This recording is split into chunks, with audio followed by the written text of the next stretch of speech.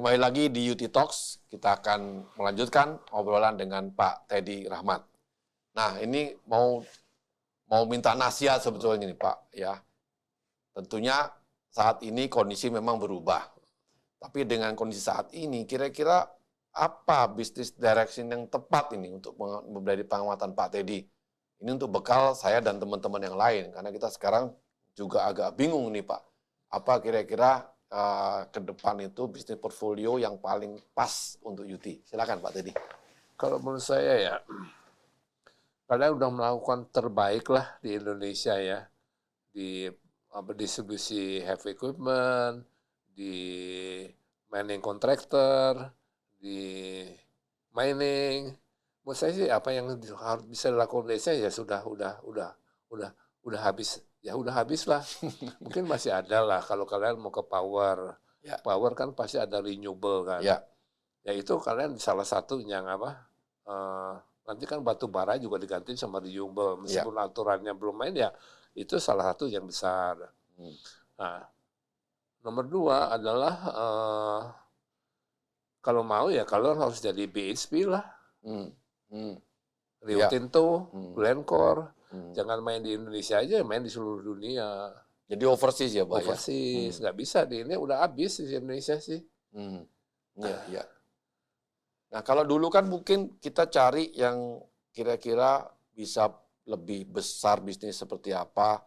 Kalau sekarang kan kadang-kadang ada dilematis nih. Kita mau masuk, kita memperkuat dulu baru masuk. Atau walaupun belum terlalu jelas regulasinya, kita masuk dulu dah kecil-kecil. Ya, itu gimana tuh Pak? Nyoba-nyoba kecil sih. Kalau nggak ada pengalaman. Kalau nggak jatuh dulu juga kadang-kadang nggak pintar gitu. Ya silahkan lah kecil-kecil sih. Ambil aja pengalaman. Tapi akhirnya ya, Pak, ya? mesti dilihat apa. Saya kira power renewables pasti Indonesia butuh lah. Nah itu kan akhirnya kalau feeling saya ya kan hanya apa sih? Nuklir, Hydro, Pak. nuklir, hydro, geothermal, geothermal, angin, solar. Saya kira angin yang ada angin di sana yang perlunya di sini. Ya, ada. Akhirnya menurut saya sih mungkin hanya solar ya akhirnya. Solar ya, Pak. Ya. Ya memang itu juga menjadi satu bagian dari direction. Tapi tetap itu pun nggak akan bisa menggantikan apa yang Yudi hasilkan sekarang. Ya harus jadi seperti Glencore atau BHP Rio Tinto. Kalau mau ya jadi BHP untungnya berapa? 40 billion sekarang. Ya. Glencore juga lagi untung besar-besar. Dan itu memang harus dilakukan di beberapa area ya Pak ya? Di beberapa negara. Ya. Mau nggak? Berani nggak? Ada yang mau nggak kerja di Kongo? Ya. Itu tantangan yang tersendiri itu Pak Teddy. Pak, kalau kita sedikit flashback mengenai kepemimpinan Bapak, kita tahu kan UT tadi Bapak sudah cerita ada beberapa krisis Pertamina sehingga terus keluarlah solusi menjadi rental company dan itu ternyata bisa berkembang dari Pak Pras waktu itu menjadi kontraktor. Nah, kalau saya ingat yang saya alami itu kan tahun 98, Pak. Itu krisis yang mungkin krisis paling hebat masih hebat, terbesar, bahkan teman-teman tadi juga masih nanya. UT juga waktu itu dalam kondisi yang sangat-sangat sulit.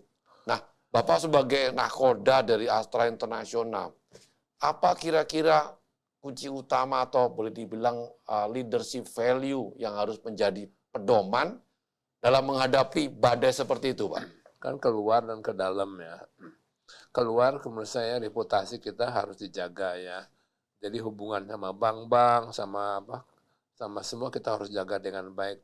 Dan akhirnya kan kita punya habis begitu krisis selesai kan bank-bank terbayar semua, nggak pernah ada yang nggak dibayar akhirnya kan satu. Nomor 2 sebagai leadership ya kamu ya harus paling depan dan paling menderita lah, bukan yang paling nggak menderita. Kamu harus paling menderita. Kalau dipotong gaji ya yang paling besar gajinya CEO-nya sendiri lah yang harus dipotong dulu. Dan tapi kan 98 saya untuk 2 tahun saya kan keluarkan dari Astra 99 20 baru balik lagi 20. Nah yang masa yang susah itu juga dialami oleh Ibu Rini kan waktu itu. Jadi intinya menjadi leader harus di depan lah ya Pak Harus ya. di depan, yang paling menderita lah gitu. Paling susah ya Pak Yang ya. paling susah. Ya.